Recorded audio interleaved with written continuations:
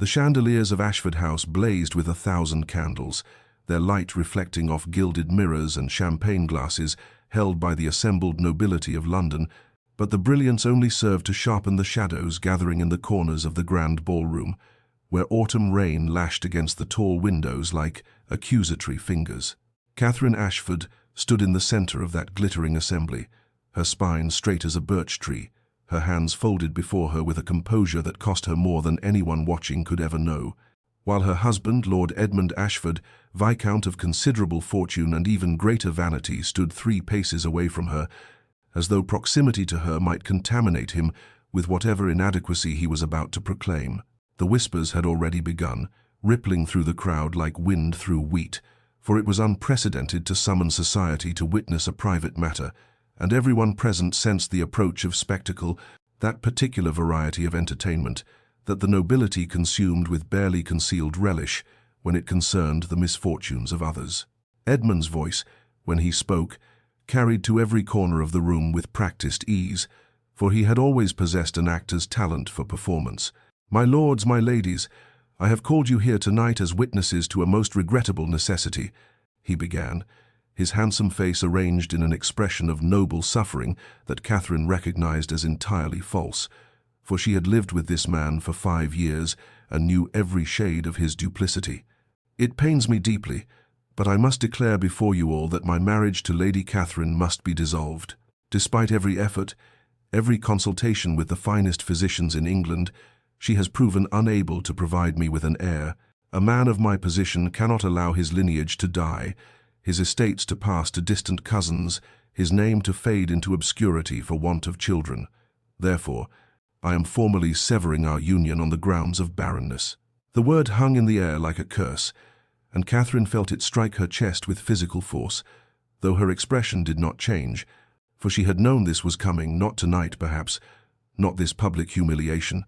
but she had felt Edmund's coldness growing for months, had seen the calculation in his eyes whenever he looked at her increasingly rare visits to her chambers. The ballroom erupted in a storm of whispers, fans fluttering like butterfly wings as the ladies leaned toward one another to share their shock, their pity, their secret satisfaction that tragedy had struck someone else's household rather than their own. Catherine's eyes swept across the sea of faces, some genuinely sympathetic, most merely curious, a few openly contemptuous, and she understood in that moment that she was no longer Viscountess Ashford, no longer a respected member of society, but had been transformed by her husband's words into an object of pity and speculation, a cautionary tale mothers would whisper to daughters about the fundamental duty of wives. She saw Lady Pemberton's hand flutter to her own swollen belly in a gesture of unconscious protection, saw Lord Hartwick shake his head with something that might have been genuine regret, saw Edmund's younger brother Thomas look away in what she hoped was shame at this cruelty. Edmund continued speaking, something about arrangements and settlements, about Catherine being provided for according to her station despite her failure, and she heard her own inadequacy being catalogued in legal terms, reduced to matters of property and pounds, but she had stopped listening because she had already made her decision. She would not remain here to be dissected by these people, would not accept Edmund's charity or perform the role of grateful, apologetic failure that he clearly expected of her. When he finally finished his speech, and the crowd began to close in with their terrible sympathy and veiled curiosity, Catherine turned without a word and walked through them as though they were merely shadows, her head high, her step measured, walking through the doors of Ashford House and knowing she would never return. By midnight, as rain continued to fall and the servants whispered in corners about the scandal, Catherine had packed a single small trunk with the belongings she had brought to this marriage 5 years ago, for she would take nothing that bore Edmund's mark, and departed for her late mother's cottage in Derbyshire, leaving behind the title, the jewels, the illusion of belonging, and carrying with her only the tattered remnants of her dignity and a grief so vast it felt like drowning. The cottage appeared through morning mist like a memory half forgotten, its stone walls covered in ivy that had grown wild in the years since Catherine's mother had passed, the garden that had once been her pride now surrendered to brambles and autumn's decay, and Catherine stood before it with her small trunk at her feet, feeling as though she had travelled not merely the 2 days' journey from London, but had somehow crossed backward through time to a version of herself that had existed before ambition and society had reshaped her into Lady Ashford. The key still hung on its chain around her neck. She had kept it all these years despite Edmund's subtle suggestions that she sell the property, his discomfort with her maintaining any asset independent of his control, and when she turned it in the lock, the door opened with a groan of rusted hinges onto rooms thick with dust and the particular silence of long abandonment. She spent that first day in a fury of activity, throwing open windows despite the cold, sweeping floors, beating carpets, scrubbing surfaces, as though she could clean away not merely the physical evidence of neglect, but also the humiliation that clung to her skin like ash. And by nightfall she collapsed into her mother's old bed, her hands raw and her body exhausted, and wept with a violence she had not permitted herself in London, great tearing sobs that shook her entire frame until she had nothing left inside her but emptiness. The days that followed blurred together in a haze of solitude and grief, for Catherine had sent no word to anyone of her location and received no visitors in return, and she moved through the cottage like a ghost haunting her own past, finding her mother's books still on the shelves, her sewing basket still beside the chair by the window, the garden tools still hanging in the small shed where her mother had spent so many happy hours cultivating beauty from earth. Catherine's internal voice, which had been so carefully controlled during her marriage, now ran in ceaseless circles of recrimination and analysis. 5 years of marriage, 5 years of monthly disappointments, 5 years of physicians who examined her with cold hands and colder pronouncements, 5 years of Edmund's increasing distance and barely concealed contempt, 5 years of her own desperate prayers and hopeless remedies, 5 years of her fundamental failure as a woman, as a wife, as a continuation of her family's bloodline that would now end with her because her body had betrayed every purpose for which she had been raised. Weeks passed in this manner, autumn deepening into the first threats of winter, and Catherine ventured no further than her garden, where she half-heartedly attempted to reclaim some small portion from the wilderness, though she often found herself simply sitting on the stone bench her father had built, staring at nothing, time sliding past, unmarked and unmourned. It was during the 4th week of her exile that she first noticed the peculiar fatigue that seemed to settle into her bones like lead, a weariness that no amount of rest could remedy, and the morning nausea that drove her from bed to retch into the chamber pot with such violence that she had to grip the bedpost to remain upright. But she attributed these symptoms to grief, to the physical manifestation of heartbreak, to her body finally surrendering to the sorrows her mind had been cataloguing so meticulously, and she thought nothing more of it, never imagining that her failure to conceive in 5 years of marriage might have finally, impossibly, ended in the very weeks before Edmund had cast her aside. The Duke of Rothermere arrived on a morning when frost had begun to silver the edges of Catherine's unkempt garden, his carriage bearing the Blackwood crest, a raven clutching a branch of oak, announcing his status before he had even descended from within. And Catherine, who had been attempting to pull weeds from the flower bed with hands that shook from weakness, looked up to see a figure of such commanding presence that she instinctively stepped backward, her boots catching on brambles. Adrian Blackwood was tall, broad-shouldered, his hair dark as coal, and his eyes an unsettling shade of grey that seemed to perceive far more than Catherine wished to reveal, and she knew him by reputation, though they had never been formally introduced during her years in London. The Duke of Rothermere, possessor of vast estates and even vaster wealth, a man who moved through society with the confidence of someone who had never needed its approval, and who had, she recalled now with a chill of recognition, once been Edmund's closest friend, before some unnamed rupture had transformed them into enemies who refused even to acknowledge one another at public gatherings. He approached with measured steps, his greatcoat perfectly tailored, his boots glossed despite the muddy lane, and when he removed his hat and bowed with impeccable formality, Catherine became suddenly painfully aware of her own appearance, her dress stained with dirt, her hair escaping its pins, her face surely showing the toll of weeks spent in grief and isolation. "Lady Catherine," he said, his voice low and carrying an accent that spoke of education and authority, "I apologize for calling without prior notice. I am Adrian Blackwood, Duke of Rothermere. I have recently purchased Blackwood Manor, the estate bordering your property, and thought it proper to introduce myself to my neighbour." Catherine forced herself to curtsy despite the dizziness that threatened to topple her, gripping her garden trowel as though it might anchor her to steadiness. "Your Grace," she managed, her voice sounding strange to her own ears after weeks of disuse. "You find me at a disadvantage. I am not prepared to receive visitors." His eyes, those penetrating grey eyes, swept over her face with an intensity that made her want to retreat into the cottage, and she saw something shift in his expression, some calculation or concern she could not name. "I require no ceremony, Lady Catherine.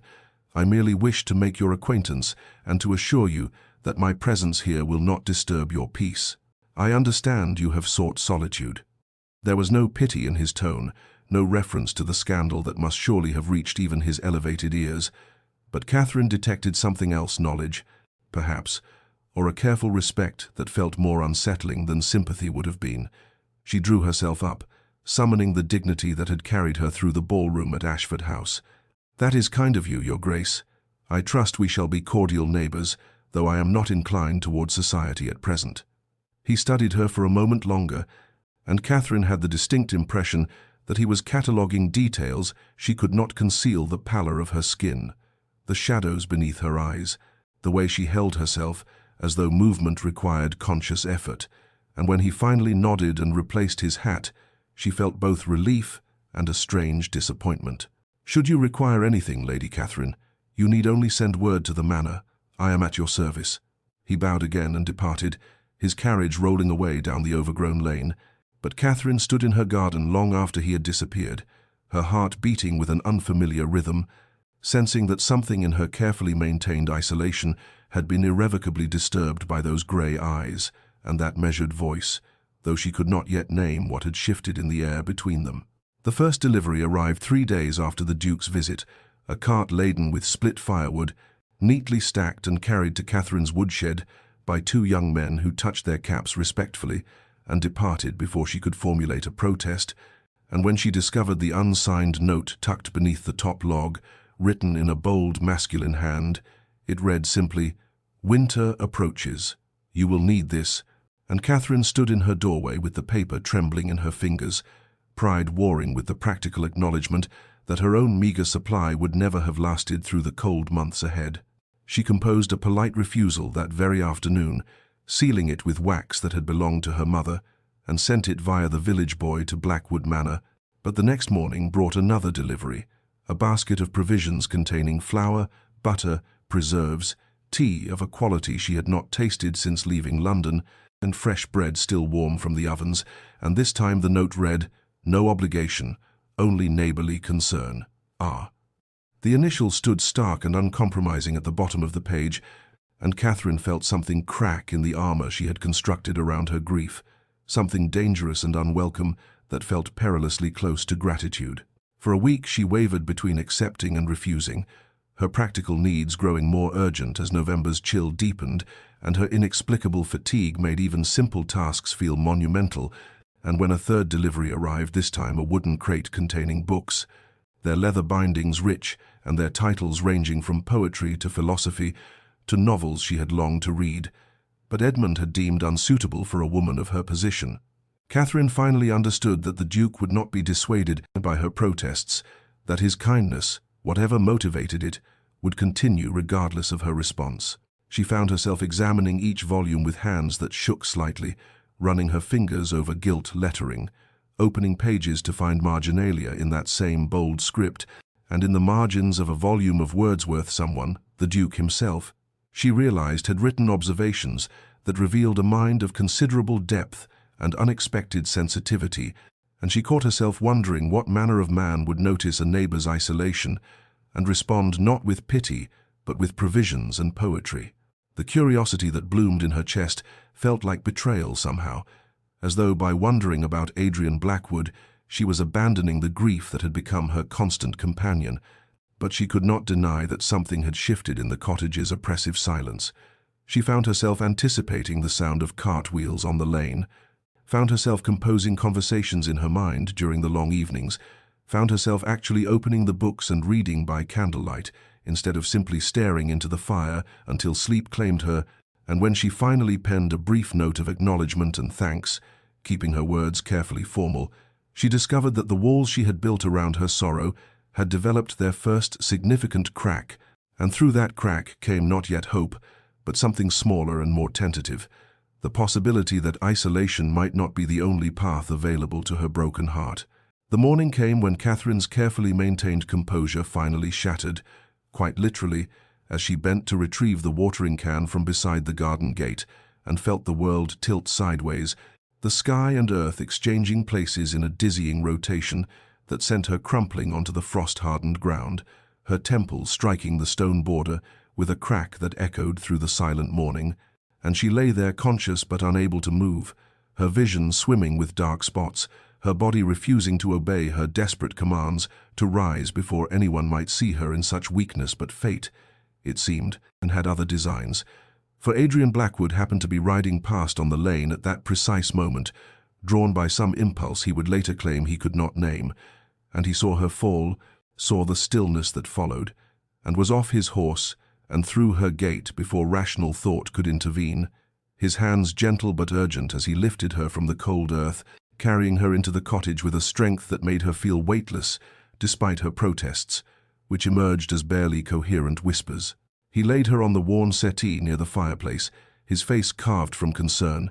and when she tried to sit up, tried to insist she was perfectly well, merely tired,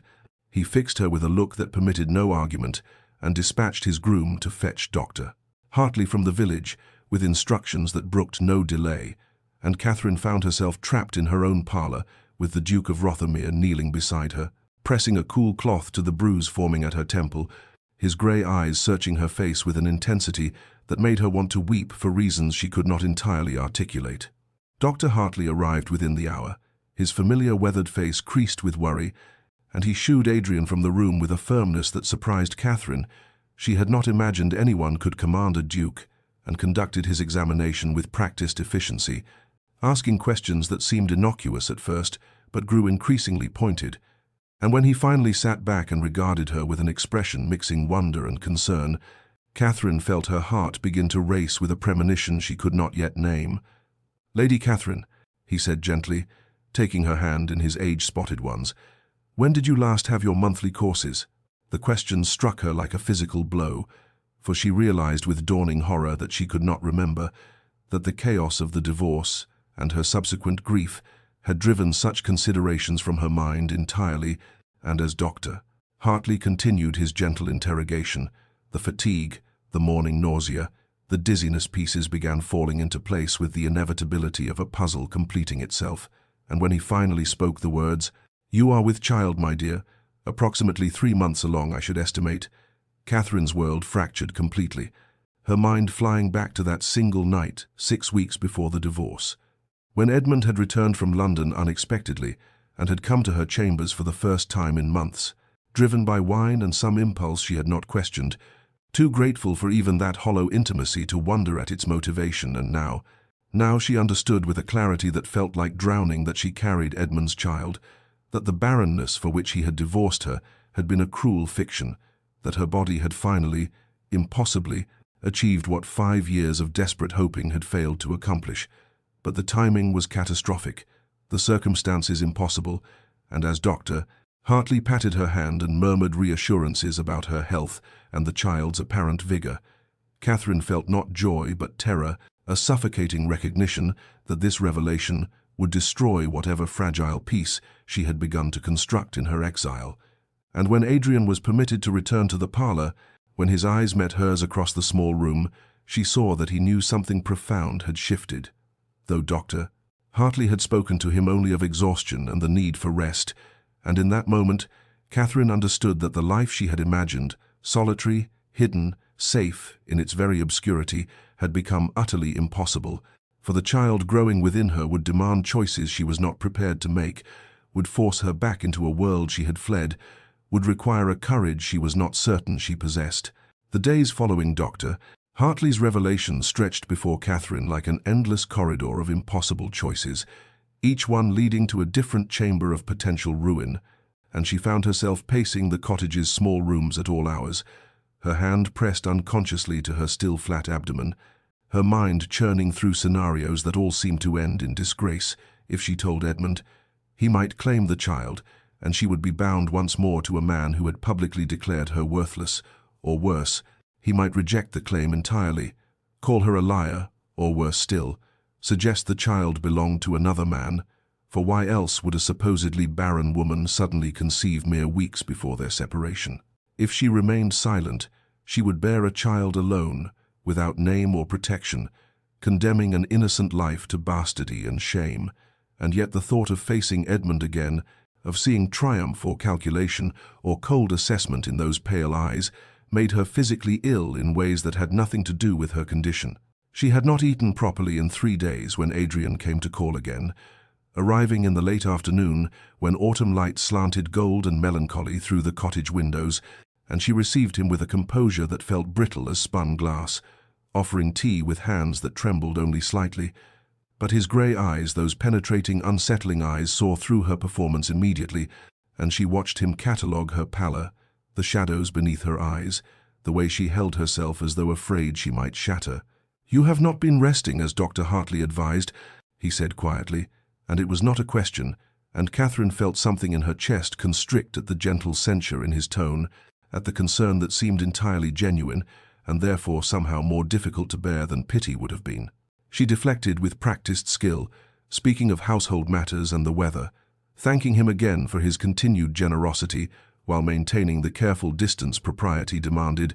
but Adrian did not permit her retreat, and as the afternoon lengthened, he drew her into conversation with a patience that gradually loosened the tight coil of her anxiety, speaking of books they had both read, of philosophical questions that had no easy answers, of the way grief could transform a person into someone they no longer recognized, and Catherine found herself responding with an honesty that surprised her, found the words flowing more freely than they had in months, though she kept the central secret locked away behind walls of careful omission. When he finally rose to depart, the sky outside had deepened to violet, and the first stars had emerged like distant promises, and he paused at the door, his tall frame silhouetted against the gathering dusk, and said with quiet intensity, "Whatever burden you carry, Lady Catherine, you need not carry it entirely alone. I would count it a privilege, not an obligation, to offer whatever assistance might ease your circumstances." And she stood frozen in the center of her small parlor, watching him go, his words echoing in the sudden silence with the weight of an unspoken vow. And for the first time since learning of the child, Catherine felt the suffocating pressure around her chest ease just slightly, felt the possibility that perhaps not every path led to ruin, that perhaps in this unlikely quarter she had found, if not salvation, then at least a temporary harbor. And as November's darkness settled fully over the countryside, she sat by the fire and allowed herself to imagine what it might mean to trust someone again, even as caution whispered that trust had cost her everything once before. The weeks that followed unfolded with the quiet inevitability of seasons turning, November yielding to December's first frosts, and Adrian's visits to the cottage became as regular as the tolling of the village church bells, always in the afternoon when pale sunlight struggled through winter clouds, and Catherine found herself anticipating these interludes with an eagerness that both comforted and alarmed her, for she had not expected to desire anyone's company again, had believed. Her capacity for trust had been cauterized by Edmund's betrayal, yet here was the Duke of Rothermere, arriving with books tucked under his arm, and an expression of such genuine pleasure at seeing her that she could not doubt its sincerity, and gradually, so gradually she barely noticed the transformation, the formal distance between them began to thaw like ice beneath spring sun. They spoke of everything and nothing, their conversations ranging from Locke's theories of natural rights to the best method for propagating roses, from poetry that made the heart ache to the small absurdities of village life. And Catherine discovered that Adrian possessed not only a formidable intellect, but also a dry wit that occasionally surprised laughter from her, that rare and precious sound she had thought lost forever. And she noticed, too, how her condition was beginning to manifest in ways that could not be entirely concealed. The slight rounding of her abdomen beneath her simple gowns, the way she tired more easily and had to sit when previously she would have stood, and Adrian, ever observant, adjusted his visits accordingly, never commenting directly, but ensuring she was comfortably settled before engaging her in discourse, his courtesy so natural it felt like care rather than obligation. It was on a particularly bitter afternoon, with snow threatening in the heavy grey sky, that their conversation turned more personal, the fire crackling in the grate as Adrian spoke haltingly of his past, of an engagement 5 years prior to a woman named Lydia Thornton, of how Edmund Ashford had been his closest friend then, trusted with confidences and business matters alike, and of how that trust had been shattered when Adrian discovered Edmund had seduced Lydia and convinced her to break their engagement, not out of love but out of spite over some imagined slight, some perceived advantage Adrian had gained in society. And as Catherine listened to the quiet pain in his voice, saw the old wound still raw beneath his ducal composure, she understood that his isolation mirrored her own, that they were both refugees from Edmund's casual cruelty, and in that recognition, something shifted irrevocably between them. Emboldened by his vulnerability, Catherine found herself speaking of her own humiliation, not the public divorce but the private degradation that had preceded it, the years of being made to feel defective, broken, less than whole, the physicians and their invasive examinations, the herbal remedies and prayers, and Edmund's growing coldness each month. Her courses came, and Adrian listened without interruption, his grey eyes steady on her face, and when she finally fell silent, exhausted by the confession, he said quietly,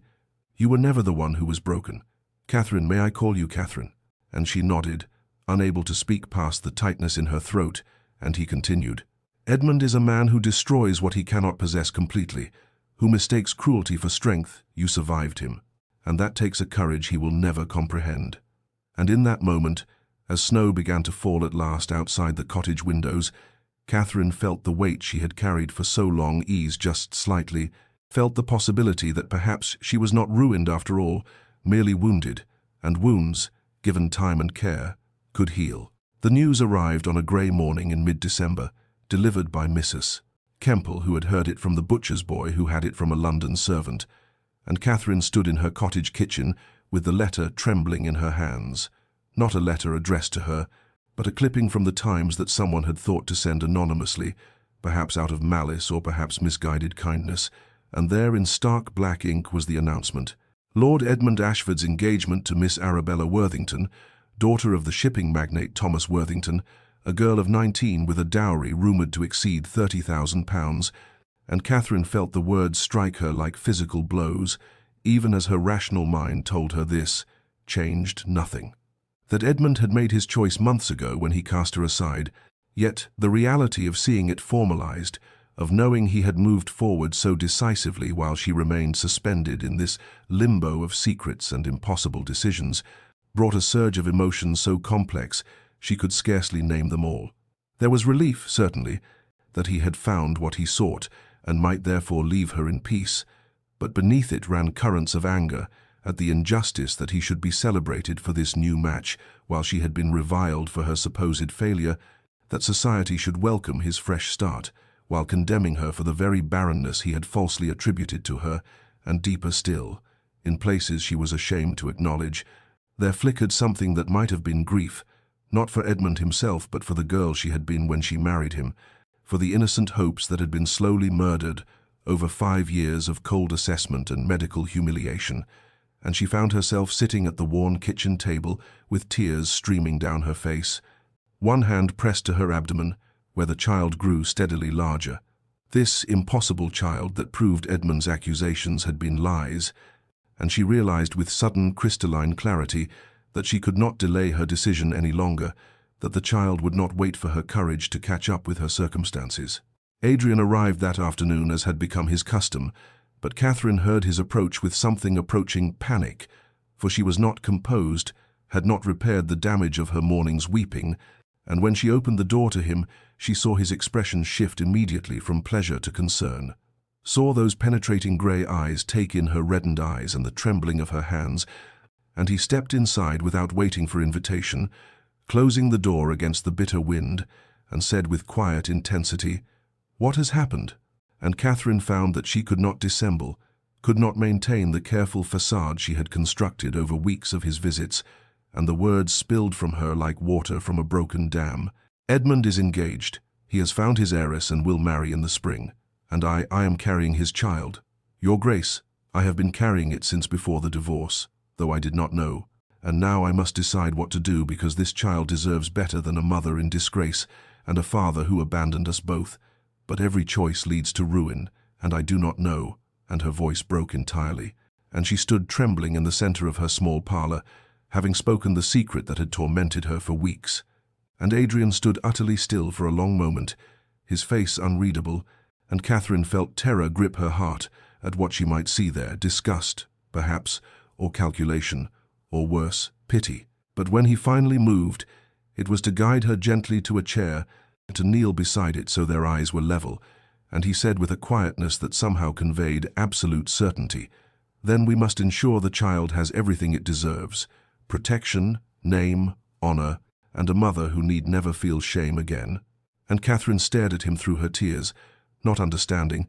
and Adrian took her hand with great care, as though she were something precious and fragile, and said words that would alter the course of both their lives. "Marry me. Catherine, let me give you and the child my protection, my name. Everything I have to offer you need not face this alone." Catherine spent the night in a state of sleepless turmoil,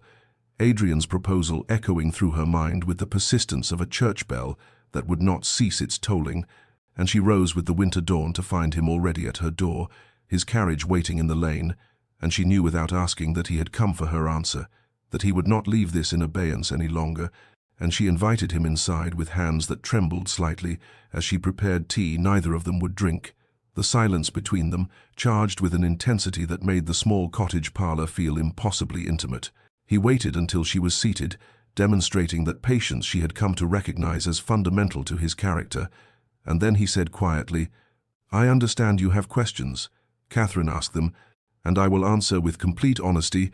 and she found herself studying his face in the pale morning light, searching for signs of deception or hidden motive, and finally she spoke the fear that had kept her awake through the long, dark hours. "Why would you do this? You are a duke. You could have any woman in England, someone without scandal, without another man's child. Why bind yourself to my disgrace?" Adrian was silent for a long moment, his grey eyes holding hers with an intensity that made her breath catch. And when he spoke, his voice carried a weight of consideration, as though he were choosing each word with great care. "There are several answers to that question, some more palatable than others. I could tell you it is for justice, that claiming you and the child as mine would be the ultimate revenge against Edmund, who betrayed us both, and there would be truth in that, for I confess the idea of his humiliation brings me satisfaction," and Catherine felt her heart sink slightly at this admission, but Adrian continued, "I could tell you it is respect, that I have come to know your courage and your mind over these weeks, that I believe you would make a duchess of real substance rather than mere ornament, and that too would be true." And he paused, then added with a vulnerability that transformed his austere features, "But the fullest truth, Catherine, is that I am weary of being alone, that I have been half alive since Lydia's betrayal, and in your company I have felt something I thought lost forever. The possibility of genuine partnership, of building something real with someone who understands that hearts can be broken and still function, still perhaps even love again, though I ask no such thing from you now." Catherine felt tears prick her eyes at the raw honesty of his words, at the loneliness she recognized because it mirrored her own, and yet her practical mind, sharpened by years of navigating Edmund's manipulations, could not entirely quiet its skepticism, and she heard herself asking, "And what would you expect from such a marriage? What would be my position, my obligations?" Adrian's response was immediate and clear. "You would be my wife in name and in law, with all the protections and privileges that position entails. The child would be recognized as mine, raised as my heir. If a son, with every advantage I can provide. As for obligations, I would ask only what you are willing to give, Catherine. I will not force intimacy or affection, will not demand what is not freely offered, and if you wish to maintain separate chambers and a cordial distance, I will respect that boundary absolutely." And something in Catherine shifted at these words, at the understanding that he was offering her agency even as he offered protection, that he saw her not as a prize to be claimed, but as a person with the right to choose her own path, even within the confines of their arrangement. And she realized that her internal debate was no longer between accepting and refusing, but between accepting with walls intact or accepting with the possibility of something more. And the question that rose to her lips surprised even herself. And if, in time, those boundaries shifted, if what began as convenience became something else, would that be unwelcome to you? She saw his expression transform, saw hope kindle in his eyes like a flame catching light, and he said with a quietness that somehow conveyed absolute sincerity, "Catherine, nothing would be more welcome, but I will not press you, will not assume or demand, will wait however long it takes for you to feel safe enough to trust again." And in that moment, sitting in her mother's cottage with winter light streaming through the windows and her future hanging in the balance, Catherine made her decision, though she said softly, "I need 3 days to consider fully. To be certain this is right for the child and for us both, can you grant me that time?" And Adrian rose, took her hand with infinite gentleness, and replied, "Take what time you need, I am not going anywhere."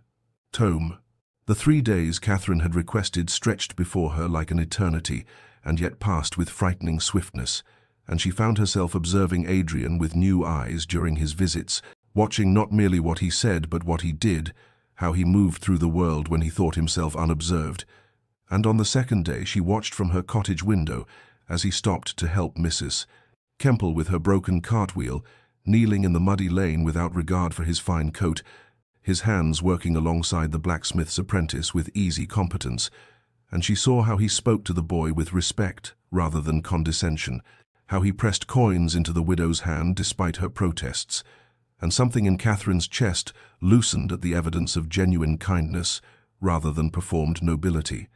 That evening a storm rolled in from the north, one of those December tempests that turned the sky bruised dark and sent rain sheeting against the windows with violent insistence.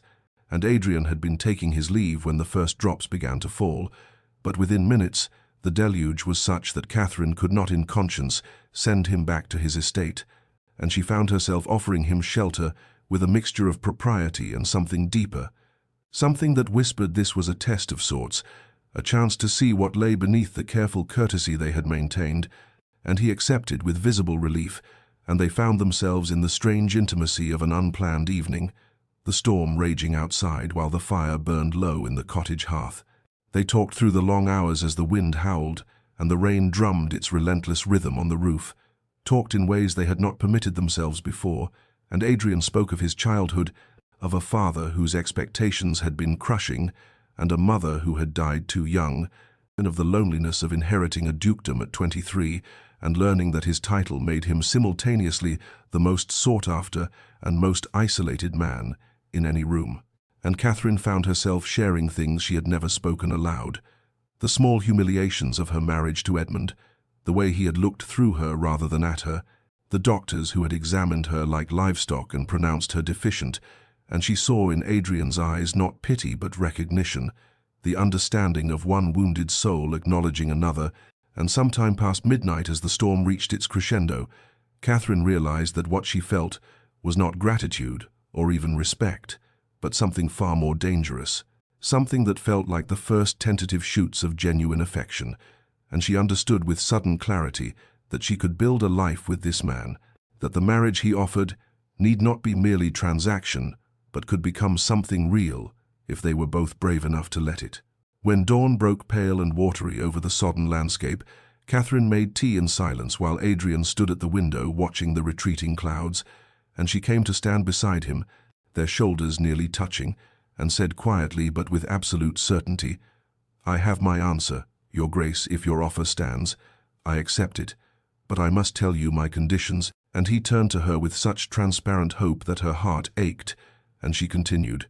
"I will not pretend feelings I do not yet have, will not offer false affection out of obligation, but I promise you honesty, partnership, and the possibility that what begins as arrangement might become something true." And Adrian's response was to take her hand with infinite gentleness and say, "That is more than I dared hope for. Catherine, honesty and possibility are foundation enough to build upon," and so it was decided, there in her mother's cottage with the storm-washed morning light streaming through the windows, and that they would marry, and marry quickly, before her condition became impossible to conceal, before either of them could retreat into doubt. And Catherine felt fear and hope warring in her chest in equal measure, but beneath both was something she had not felt in years, the sense that she was choosing her own path, rather than merely enduring the one others had forced upon her. The wedding took place 5 days later in the small village church, a stone building with narrow windows that let in only thin streams of winter light and Catherine stood in a simple dove-grey gown that concealed her condition, while Adrian wore dark wool rather than the ceremonial splendor his rank might have demanded, and the only witnesses were the vicar, his wife, and 2 servants Adrian had brought from his estate, people whose loyalty he trusted absolutely. And Catherine felt the strangeness of it all as she spoke her vows in a voice that barely trembled, and this quiet ceremony so vastly different from her first marriage, with its crowds and flowers and elaborate breakfast, and she wondered if the simplicity was somehow more honest, more true to what they were actually promising each other, not passion or romance, but partnership and protection. A transaction made sacred by mutual need and tentative hope. Adrian's hand was steady as he placed the ring on her finger, a heavy gold band set with sapphires that had belonged to his grandmother, and when the vicar pronounced them, man and wife Adrian kissed her cheek with such careful gentleness that Catherine felt her throat tighten. And then it was done. She was the Duchess of Rothermere, and they signed the register in the vestry, while sleet began to tick against the windows, like the sound of time itself, marking this transformation, and within the hour she found herself in Adrian's carriage, travelling the short distance to Rothermere Hall, the great estate she had glimpsed only from a distance during her months in the cottage, and as they approached up the long drive, lined with bare oak trees, she felt her anxiety crystallize into something almost like panic, for this was real now, irrevocable, and she was entering a life she had not imagined even a fortnight ago. The hall itself was magnificent in that austere way of ancient noble houses, all grey stone and mullioned windows, ivy climbing the walls despite the winter cold, and Adrian handed her down from the carriage himself and said quietly, "This is your home now, Catherine. I have given instructions that you are to be obeyed in all things, that your word is law here as much as mine." And she heard in his tone both formality and something deeper, a desire to give her the agency she had lacked in her first marriage, and she nodded, not yet trusting her voice, and together they entered the great hall where the staff had assembled to meet their new mistress, and Catherine forced herself to stand straight and acknowledge each introduction with the grace her mother had trained into her from childhood, though she felt like an impostor playing a role for which she had not properly rehearsed. Adrian showed her through the principal rooms himself, the formal drawing rooms and the library and the music room, and finally up the grand staircase to the family wing, where he opened a door to reveal a suite of chambers that took her breath away, all ivory silk and polished mahogany, a fire already burning in the hearth and winter roses arranged on the writing desk, and he said, "These are yours, entirely yours. My chambers are through that connecting door, which will remain locked unless you choose otherwise, and I have had the key placed on your side so that you alone control access." And Catherine turned to look at him, this man who was now her husband, and saw in his face both desire and restraint, the tension of wanting and refusing to take. And she understood that he meant what he had promised, that he would wait for her invitation however long it took, or even if it never came, and she said softly, "Thank you, Adrian, for all of this, for giving me choice when I had none." And he bowed slightly and replied, "I want only your comfort and safety. Catherine, the rest will come or not, as time and fortune allow." And then he withdrew to his own chambers, and Catherine was alone in her magnificent new rooms, and she sank into the chair by the fire and let herself cry, though she could not have said whether the tears were grief or relief, or simply the release of unbearable tension. And outside the windows the sleet turned to snow, and winter settled over Rothermere with the weight of held breath. And Catherine knew that she and Adrian had entered a liminal space, neither truly together nor entirely separate, and that how they emerged from this careful cohabitation would determine whether their marriage remained merely arrangement or transformed into something neither of them yet dared to name. The months that followed their quiet marriage unfurled with the strange quality of a dream half-remembered, and Catherine found herself inhabiting a life that was simultaneously more comfortable and more unsettling than anything she had known. For Adrian was unfailingly courteous in ways that made her chest ache with confused longing, always present yet never imposing, always attentive yet never presuming, and as January gave way to February, and her body swelled with the child she carried, she became acutely aware of every small gesture he made, the way his hand found the small of her back when she navigated the stairs, steadying her without comment, the way his eyes followed her across rooms with an expression she could not quite name, concern mixed with something deeper and more dangerous that neither of them acknowledged in the careful daylight hours of their cohabitation. She discovered his character in fragments, like piecing together a mosaic from scattered tiles, and each new revelation shifted her understanding of the man she had married, and she learned that he visited the village every Thursday to review requests from tenants who needed assistance, that he had quietly paid for the rebuilding of 3 cottages damaged in the autumn storms, that he corresponded with agricultural reformers about improving crop yields so his tenants might prosper rather than merely survive. And once she came upon him in the library reading to the housekeeper's grandson, a boy of 7 who was learning his letters, and Adrian's voice was patient and warm in ways that made Catherine retreat unseen, her heart beating strangely fast with the recognition that this man contained multitudes she had not imagined. Depths of kindness he seemed to hide from the world, as though gentleness were somehow a weakness to be concealed. In the evenings they dined together in the small family dining room rather than the formal stateroom, and their conversations ranged across literature and philosophy and the management of the estate,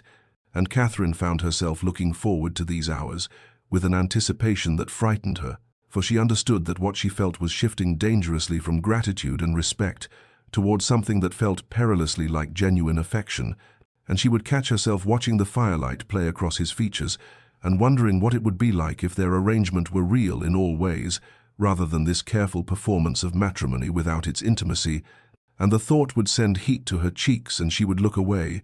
reminding herself that he had offered protection, not passion, partnership, not love, and that she must not presume more than had been promised, or burden him with feelings he had not invited and might not want. The child moved within her now with increasing vigor, small flutters that became definite kicks, and once during dinner she gasped at a particularly strong movement, and Adrian was at her side instantly, his hand hovering near her but not touching, asking if she needed the doctor, if she was in pain. And she had taken his hand without thinking and placed it against her belly where the baby kicked again, and she watched his face transform with wonder, his eyes widening and his breath catching, and for a moment the careful distance between them dissolved entirely, and they were simply 2 people marveling at the mystery of life. And then he withdrew his hand and stepped back, and the walls went up again. But Catherine lay awake that night thinking of the expression she had seen, the naked longing and tenderness, and she understood that perhaps she was not alone in this dangerous drift toward feelings that had not been part of their original bargain. But the knowledge only made her more cautious, more afraid, for if they both wanted more but neither dared reach for it, they might spend years in this liminal space, married yet separate, together yet alone. And as February turned to March and her time drew nearer, Catherine found herself caught between hope and fear, wondering if the birth of the child would finally break the careful equilibrium they had maintained, or if it would only build the walls higher. And outside her windows the first crocuses pushed through the frozen ground, small brave harbingers of spring that seemed to whisper that transformation was possible, that winter did not last forever, if only one had courage enough to reach toward the light. The pains began on a grey March afternoon, while Catherine stood in the conservatory examining the early tulips that had just begun to bloom, and at first she mistook the tightening sensation for the ordinary discomforts she had grown accustomed to, but then a second wave came harder and lower, and she gripped the edge of the planting table and understood with sudden crystalline clarity that something was wrong, that this was too early, by nearly a month and too fierce to be the preliminary stirrings the midwife had described, and she managed to reach the bell pull before the third contraction doubled her over, and within moments the household erupted into controlled chaos, servants running for the midwife and the doctor, while Adrian appeared from wherever he had been and took in the situation with one swift glance, and Catherine saw his face drain of color as he moved to her side and said, "I'm here, Catherine. I'm here. You're not alone." And she wanted to tell him to leave, that this was women's business and not appropriate for him to witness. But another pain tore through her, and she found herself clutching his hand with desperate strength while he supported her weight and called for them to prepare her chambers immediately. The hours that followed blurred into a nightmare of pain and fear, and the midwife's face grew increasingly grave as the labor progressed wrong, the baby coming too early and positioned badly, and Catherine heard the woman conferring in low, urgent tones with the doctor who had finally arrived, and she understood through the haze of her suffering that she might die here that women died in childbed all the time, and she had been foolish to think herself exempt from that ancient danger, and the thought of leaving this life just as she had begun to find happiness in it seemed unbearably cruel. But then another contraction would seize her, and there was no room for philosophy, only the animal reality of pain and the desperate need to survive it. Adrian refused to leave despite the scandalized protests of the midwife, and Catherine was beyond caring about propriety, beyond caring about anything except the anchor of his presence, and she saw that his legendary composure had shattered completely, that his hands shook when he wiped her forehead with cool cloths, and his voice broke when he murmured encouragement, and once between contractions she opened her eyes to find him praying. This man, who had told her once that he had lost his faith years ago, and she understood that his terror for her was absolute and undisguised, and something in her chest cracked open at the recognition that she mattered to him, truly mattered in ways that went far beyond duty or arrangement or even friendship. When the baby finally came in the dark hours before dawn, it was with a rush of agony that made Catherine scream, despite her determination to maintain dignity. And then suddenly there was release and the thin wail of an infant, and the midwife was saying, "A son, Your Grace, you have a son?" And Catherine's vision swam with tears and exhaustion as they placed the tiny squalling creature on her chest. And he was so small, frighteningly small, his skin faintly blue and his cries weak, and the doctor was doing things she couldn't quite follow, while Adrian stood frozen beside the bed, staring at the child with an expression of such naked wonder and fear that Catherine's heart turned over, and she whispered, "Adrian," and he knelt beside the bed and touched the baby's tiny hand with one careful finger, and said in a voice rough with emotion, "He's perfect, Catherine. He's absolutely perfect." And then his eyes met hers, and she saw in them everything he had never said, all the careful walls finally demolished by the extremity of this night, and he said, "I thought I would lose you, I thought," and his voice broke entirely, and he pressed his forehead against her shoulder, and she felt his tears wet against her skin, and she lifted her free hand to his hair and said softly, "I'm here, we're both here." And the baby quieted between them, as though sensing the importance of this moment, and Adrian raised his head and looked at her with such intensity that Catherine's breath caught, and he said,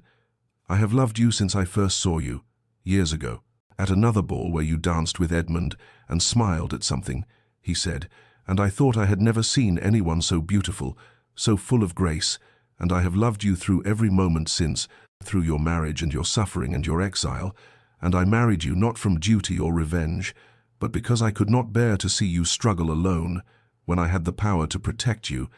and this child is mine now in every way that matters, mine because you are mine, if you will have me. If after everything I can dare to hope," and Catherine was weeping openly now, all the careful restraint of their months together, dissolving in the raw vulnerability of this confession, and she said, "Yes, Adrian, yes, I will have you, I do have you. I have been falling in love with you day by day without daring to name it, and I was so afraid you would never see me as anything but an obligation. But I love you, I love you." And he kissed her then with infinite tenderness, despite the midwife's shocked gasp, kissed her while the baby lay between them and the dawn began to break outside the windows. And Catherine tasted salt and promise and the beginning of something she had thought lost to her forever, the possibility of being loved, not for duty or appearance or the children she might bear, but for herself, for the woman she was beneath all the roles and expectations. And when Adrian finally pulled back, his eyes were bright with tears and joy, and he whispered, "My wife, my love, my Catherine,"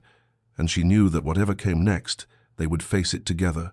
truly together, and that the careful arrangement they had maintained had transformed at last into something real and fierce, and worth every moment of pain it had taken to reach this breaking point where honesty could finally flourish. The happiness that had bloomed in the quiet sanctuary of Catherine's chambers lasted precisely 9 days before the world intruded with all its harsh complications,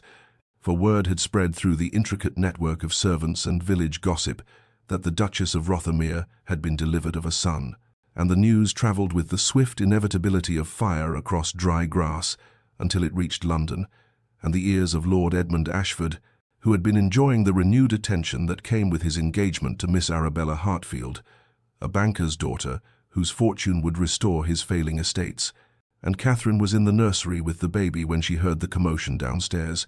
raised voices in the entrance hall that carried up through the ancient house, and she recognized Edmund's tone even before the door burst open, and Adrian appeared with murder in his eyes, saying tightly, "He's here. He's demanding to see you and the child. And Catherine, I need you to tell me what you want me to do, because I am dangerously close to killing him where he stands." She had known this confrontation would come eventually, had played it out in her mind during sleepless nights, but the reality of it still made her hands shake as she carefully placed the baby in his cradle and straightened her shoulders and said with more calm than she felt, "I will see him. But you will be with me, and Adrian, he has no power here. Not anymore." And she watched something fierce and protective blaze in her husband's eyes as he nodded and offered her his arm, and together they descended the stairs to where Edmund waited in the drawing room, pacing like a caged animal, and he turned when they entered, and Catherine saw that he looked older, harder, with lines of dissolution around his mouth and eyes that spoke of too much drink and too little sleep. Edmund's gaze went immediately to her still swollen figure, and his expression twisted with something between triumph and rage, as he said without preamble, "You were with child when I divorced you. You deceived me deliberately, and that child is mine by law and by blood, and I have come to claim what is rightfully my property." And Catherine felt Adrian go rigid beside her, but she stepped forward slightly, finding her voice and her courage in ways she had never managed during their marriage, and she said clearly, "You claimed I was barren before all of society. You humiliated me and cast me out without provision or protection. You wanted nothing to do with me or any potential child, and you have no rights here, Edmund, none at all." She watched his face darken with fury as he turned to Adrian and snarled, "You planned this, didn't you? You married her knowing she carried my heir just to spite me and to steal what should be mine, and by God I will take you to court. I will expose this conspiracy and reclaim my son." But Adrian's voice when he spoke was cold as winter frost and twice as cutting as he said, "You will do nothing of the sort, Edmund, because I have taken the liberty of investigating your affairs quite thoroughly these past months, and I have discovered some fascinating information about your debts you owe, nearly £30,000 to various creditors, some of them quite unsavory, and you have been falsifying your accounts to your betrothed's father, and I have documentation of all of it. And if you attempt any legal action against my wife or my son, I will ensure that every scandal, every unpaid debt, every lie is made public, and your engagement will dissolve, and you will likely face criminal charges for fraud." Catherine watched the color drain from Edmund's face as the full weight of his position became clear, watched him look between her and Adrian, and understand that he had already lost, that whatever power he had once held over her was gone, burned away by the protection of a man who loved her and the legal weight of a dukedom that far outstripped a mere viscountcy. And Edmund's shoulders sagged slightly before his pride reasserted itself, and he spat, "You deserve each other, the barren wife and the bitter duke, but that child is still mine by blood, and you cannot change that." And Catherine surprised herself by laughing, a sound without humor but full of strength, and she said, "Blood means nothing without love, Edmund, and you have never understood that. He is not your son in any way that matters, and you need to leave now and never return." They stood in tableau for a long moment, the weight of history and betrayal thick in the air between them, and then Edmund turned on his heel and strode from the room, and Catherine heard the front door slam with a finality that felt like the closing of a chapter, and she swayed slightly, and Adrian caught her immediately, holding her close while she trembled with the aftermath of adrenaline and relief, and he murmured against her hair, "You were magnificent, Catherine, absolutely magnificent." And she clung to him and thought that perhaps she was finally becoming the woman she had always hoped to be, strong enough to defend what mattered, brave enough to claim her own happiness despite the ghosts that haunted her past. Adrian made his decision that very evening as they sat together in the library with the baby sleeping in Catherine's arms, and he said with quiet determination, "We cannot live in the shadows waiting for Edmund to strike again. We must take the offensive and control the narrative before he attempts to poison society against us." And Catherine felt her stomach tighten with apprehension, even as she recognized the wisdom in his words. And 3 days later, the invitations went out on heavy cream paper, edged in gold, summoning the cream of society to a grand ball at Rothermere House in London, and Catherine watched the preparations unfold with mounting terror, for she had not faced the ton since her humiliation, had not stood before the collective judgment of those glittering crowds who had witnessed her disgrace, and the thought of doing so now with all the complicated truth of her situation made her want to flee back to the countryside and hide forever. But Adrian was patient and steady as he helped her prepare, hiring a modist who created a gown of deep sapphire silk that made her eyes luminous and her figure regal despite the softness that remained from childbirth, and he gave her a necklace of diamonds that had belonged to his mother with a tenderness that made her eyes sting.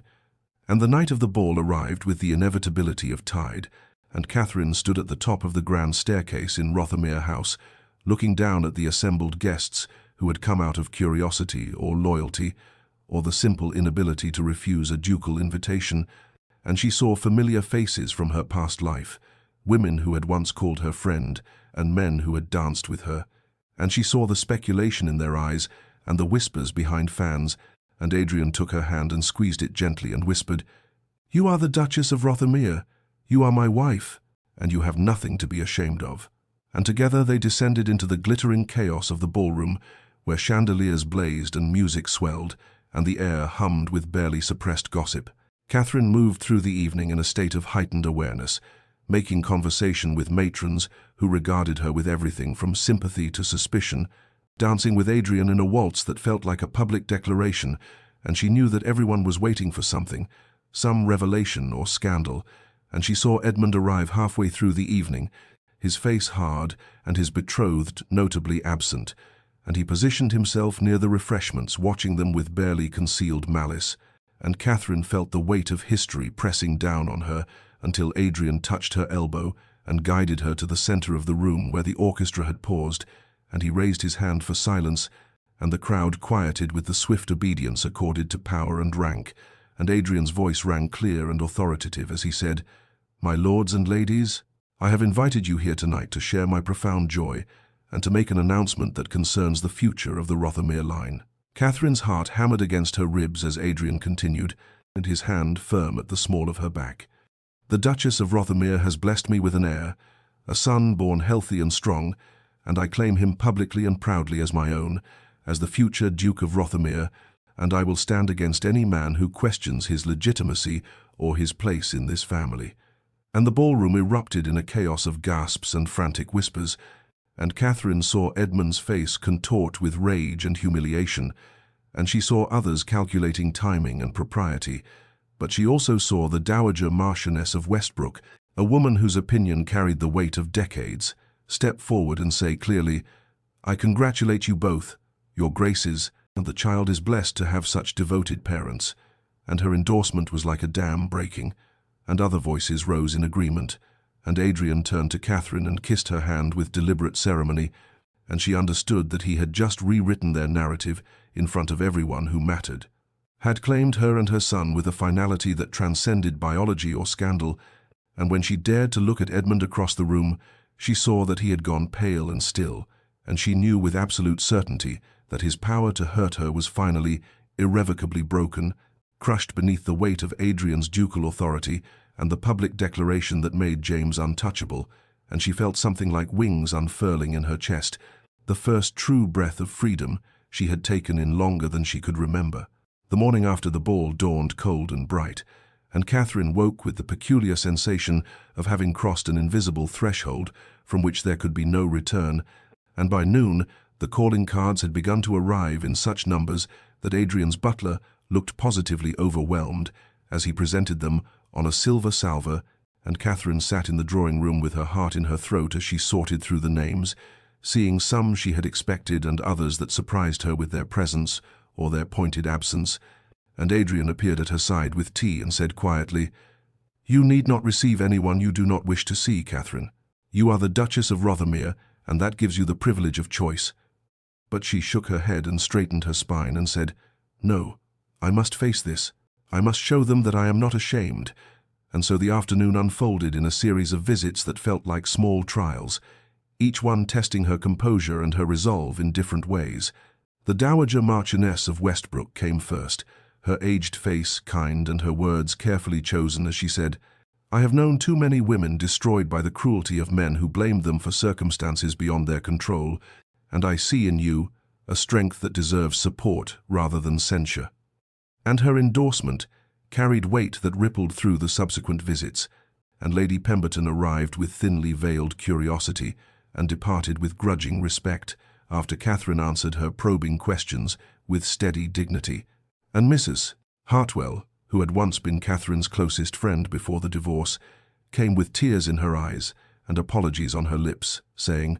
"I should have written, I should have visited, I was a coward and I am sorry." And Catherine found that forgiveness came more easily than she had imagined, for she understood now the paralyzing fear of social ruin that governed so many lives. But there were also the cuts, deliberate and sharp, the ladies who had accepted the invitation to the ball but who conspicuously failed to call afterward, and Catherine felt each absence like a small wound, even as she told herself they did not matter.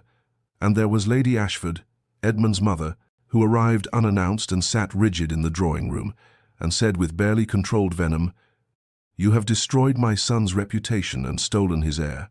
and I will never forgive you for it." And Catherine felt Adrian's presence behind her chair like a shield as she replied with surprising calm, "Your son destroyed himself through his own choices, and the child I bore deserved better than a father who would have viewed him as nothing more than property." And the older woman left in a storm of rustling silk and impotent fury, and Catherine found she felt only pity for a woman so bound by pride that she could not see the truth before her. Through it all, Adrian remained steadfast, appearing at intervals to check on her, bringing refreshments, intercepting particularly difficult guests with his ducal authority, and Catherine realized that his support was not merely performative but genuine, that he truly saw her as his partner and his equal, despite all the complications of their union. And when the last caller had departed and the house fell quiet, she found him in the library with James sleeping in the crook of his arm, and the sight of them together made something warm and precious bloom in her chest, and Adrian looked up and smiled and said, "You were remarkable today. You faced them all with such grace." And Catherine settled beside him and carefully took the baby into her own arms and said, "I could not have done it without you, Adrian. You have given me back something I thought I had lost forever, the ability to hold my head high and claim my own worth." And they sat together in companionable silence while the spring sunlight streamed through the windows, illuminated the dust motes dancing in the air. And Catherine thought that perhaps this was what happiness looked like, not grand gestures or dramatic declarations, but quiet moments of mutual support and growing trust, and she realized that James was thriving, gaining weight and strength with each passing day, and they had decided together to name him James Alexander Blackwood. And when they had him christened the following week in the Rothermere Chapel, the church was full of those who had chosen to support them, and spring had truly arrived, the gardens bursting with daffodils and cherry blossoms, and Catherine saw in the seasonal renewal a symbol of her own transformation. From the barren winter of her first marriage to this tentative, hopeful spring of new beginnings, the months that followed unfolded with a gentle inevitability that Catherine had never known in her first marriage, and by midsummer she had fully assumed the mantle of Duchess of Rothermere, moving through the responsibilities of running the household and managing social obligations with a confidence that surprised even herself. And she discovered that Adrian had been quietly preparing her for this role all along through his patient explanations and steady support, and the transformation of their relationship from careful formality to genuine intimacy happened so gradually that Catherine could not point to a single moment when everything changed, but rather it was an accumulation of small gestures and quiet evenings that built upon each other like layers of silk, until one morning she woke in her chamber and realized that she missed Adrian's presence beside her with an ache that had nothing to do with gratitude or convenience, and everything to do with love. It began with practical necessities, the night when James had colic and would not stop crying, and Catherine had been pacing the nursery for hours when Adrian appeared in his dressing gown and simply took the baby from her arms and said, "Go rest, I will walk with him." And she had been too exhausted to protest, and when she woke hours later, she found Adrian asleep in the chair beside her bed with James peaceful against his shoulder, and the sight had made her throat tight with emotion. And after that, the boundaries between their separate chambers grew increasingly porous, with Adrian appearing to help with late-night feedings or Catherine seeking him out when James did something new and delightful, and there were quiet evenings in the library where she would sit with her needlework while he read aloud from poetry or philosophy, and she found that his voice soothed something restless in her soul. And there was laughter too, genuine and unguarded, like the afternoon when James spit up all over Adrian's impeccably tailored waistcoat, and instead of showing irritation, Adrian had laughed with such pure delight that Catherine had joined him, and they had collapsed together on the settee in a fit of mirth that felt like a small miracle. Catherine watched Adrian transform before her eyes, the stern ducal reserve melting away to reveal a man of unexpected warmth and playfulness, and he was devoted to James with a tenderness that had nothing to do with duty and everything to do with genuine love. And she saw him teaching their son nursery rhymes and making silly faces to elicit smiles, and once she found him simply holding the sleeping baby and staring down at him with an expression of such profound wonder that she had to turn away to hide her tears, and she realized that Adrian had been lonely for so very long, that his isolation had been as complete as her own, and they were healing each other through these small daily intimacies, through the building of something neither had expected to find. The night she finally moved permanently into his chamber happened without formal discussion. It was simply that she had fallen asleep beside him after they had been talking late into the evening about their hopes for James's future, and when she woke in the grey dawn light to find his arm around her waist and his breath warm against her hair, she felt not alarm but a profound sense of rightness, and Adrian stirred and opened his eyes and looked at her with a question in their depths, and Catherine answered by moving closer and pressing her palm against his cheek, and he kissed her with a reverence that made her understand that this was not merely desire, but something far more precious. And afterward, as they lay together in the tangle of sheets with the morning sun painting stripes across the floor, Adrian whispered, "I never dared hope that you might come to love me in return." And Catherine realized with a shock that she did love him, deeply and completely, not with the desperate passion of youth, but with something more substantial and enduring. And she said, "I am truly happy, Adrian. Perhaps for the first time in my life I am truly happy." And she meant it with every fiber of her being. And as summer deepened into its golden abundance, Catherine found herself transformed not just in circumstance but in spirit, no longer the broken woman who had fled in shame, but someone new, someone stronger, someone capable of both receiving and giving love without reservation. The news reached them on a grey autumn morning when the leaves had begun their annual surrender to the wind,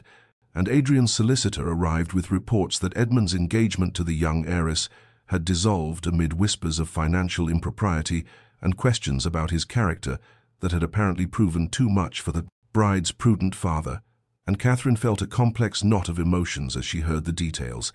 a mixture of vindication and something that might have been pity for the man who had once been her husband. But before she could fully process this information, another letter arrived 3 days later, this one delivered directly to Catherine and written in Edmund's own hand, and the words were alternately pleading and threatening, claiming that he had been ruined by lies and that she owed him recompense for the damage her remarriage had done to his reputation, and there was a barely veiled suggestion that he might make public certain claims about James's parentage if she did not provide financial assistance. And Catherine's hands trembled as she read it, not from fear precisely, but from anger that Edmund would still attempt to manipulate and control, even from his diminished position. She brought the letter immediately to Adrian, who read it with an expression that grew progressively colder until his face might have been carved from marble, and he said quietly, "He has finally overstepped beyond redemption." And Catherine saw in his eyes a fury that was all the more dangerous for being utterly controlled, and Adrian summoned his solicitor and his man of business and spent the afternoon closeted in his study. And when he emerged as the sun was setting, he found Catherine in the nursery with James and said, "Edmund will call here tomorrow. I have sent word that we will receive him, and this will end once and for all." And Catherine felt her spine straighten with resolve as she nodded and said, "We will face him together, as we have faced everything else." And Adrian's expression softened as he crossed to her and pressed a kiss to her forehead and murmured, "You are the strongest woman I have ever known, and he will not harm you or our son again." Edmund arrived the following afternoon in a hired carriage that spoke volumes about his reduced circumstances, and he was shown into the formal drawing room where Catherine and Adrian waited side by side, presenting a united front that must have been immediately apparent. And Edmund looked older than Catherine remembered, his face marked by dissipation and his clothes, though expensive, showing signs of wear, and he began with bluster, demanding assistance as though it were his right, speaking of their former marriage as though it gave him permanent claim on her resources, and Catherine felt Adrian's hand find hers beneath the folds of her skirt and draw strength from that silent support, as she said with remarkable calm, "You divorced me publicly and cruelly, Edmund. You severed all ties between us, and you have no claim on me or my child." And Edmund's face flushed with anger as he turned to Adrian and said, "You stole what was mine, both the woman and the heir, and you will pay for that theft." But Adrian simply smiled, a cold and terrible expression, and drew from his pocket a sheaf of documents and said, "I have here evidence of your debts, which total more than £15,000, and documentation of your attempts to defraud investors in a shipping venture that never existed, and witness statements regarding your behavior toward 3 different women of questionable virtue, whom you promised marriage while still engaged to Miss Hertford." And with each revelation Edmund grew paler, and Adrian continued with relentless precision, "If you ever contact my wife again, if you ever speak James's name in public, if you make any attempt whatsoever to interfere in our lives, I will ensure that these documents reach not only the magistrate, but every newspaper and scandal sheet in London, and what little remains of your reputation will be utterly destroyed. Do you understand me?" And Edmund understood. Catherine could see it in the collapse of his shoulders and the defeat in his eyes. And he left without another word, climbing into his hired carriage and disappearing down the drive, and within a fortnight they heard that he had left London entirely, retreating to some distant corner of the country where his name and shame were unknown. And Catherine stood at the window watching the autumn rain and felt not triumph but a profound sense of freedom, as though the last chain binding her to that painful past had finally been severed. And when Adrian came to stand beside her and asked gently, "Are you well?" she turned to him with tears on her cheeks and said, "I am free, truly free at last." And he gathered her into his arms and held her while she wept, not from sorrow but from relief, and the past was finally, irrevocably laid to rest. A year had passed since James's birth, and autumn had returned to paint the countryside in shades of amber and crimson, but this time the season did not speak to Catherine of endings and sorrow, but rather of abundance and harvest, of the fullness that comes after patient cultivation, and she stood at the window of their country estate, watching Adrian in the gardens below with their son, and James was now walking with the unsteady determination of a child just past his first birthday. And Adrian crouched beside him, pointing at the brilliant leaves and the late-blooming roses, and Catherine's hand rested unconsciously on the gentle swell of her belly, where a new life grew. This child, undeniably Adrian's, conceived in love rather than duty, and the knowledge filled her with a joy so profound it sometimes brought tears to her eyes at unexpected moments. The transformation of their lives felt nothing short of miraculous when she allowed herself to reflect upon it, and she often thought of the broken woman who had fled through rain-soaked streets with a single trunk, and wondered if that Catherine could have imagined this future, this fullness, this sense of belonging so complete that she sometimes had to remind herself it was real and not merely a dream from which she might wake. And Adrian had changed too, the stern reserve that had once defined him, now only visible in his dealings with the outside world. While in the privacy of their home, he was gentle and playful, devoted to James with a father's true love, and attentive to Catherine with a husband's genuine affection. And she had learned the geography of his smiles, the rare full one that transformed his face entirely, and the small private curve of his lips that was reserved only for her, and she treasured both. They had settled permanently at the country estate after Edmund's final defeat, preferring the peace of rural life to the demands of London society, though they maintained the townhouse and made occasional appearances when duty required, and Catherine had discovered that she had a talent for estate management, and Adrian consulted her on decisions about tenants and improvements, treating her opinions with respect that would have shocked those who remembered her as Edmund's diminished wife, and together they had created something neither had possessed before, a true partnership built on mutual regard and deepening love, and the estate itself seemed to respond to their happiness, the gardens flourishing and the household running with smooth efficiency, and the tenants spoke well of them in the village. And Catherine had begun quietly helping women in difficult circumstances, providing employment in the household or assistance in finding situations elsewhere. And Adrian supported these efforts without question, understanding perhaps that she was healing her own wounds by helping others. That evening, after James had been settled in the nursery with his devoted nurse, Catherine and Adrian sat together in the library, where they had spent so many quiet hours in the early days of their marriage, but now there was no careful distance between them, and she sat curled against his side with his arm around her shoulders and her head resting in the hollow where his neck met his shoulder, and the fire crackled softly in the hearth, casting warm light across the book-lined walls, and Adrian's hand moved gently over her belly, feeling for the flutter of movement that was still too faint for anyone but Catherine to perceive. And she covered his hand with hers and said quietly,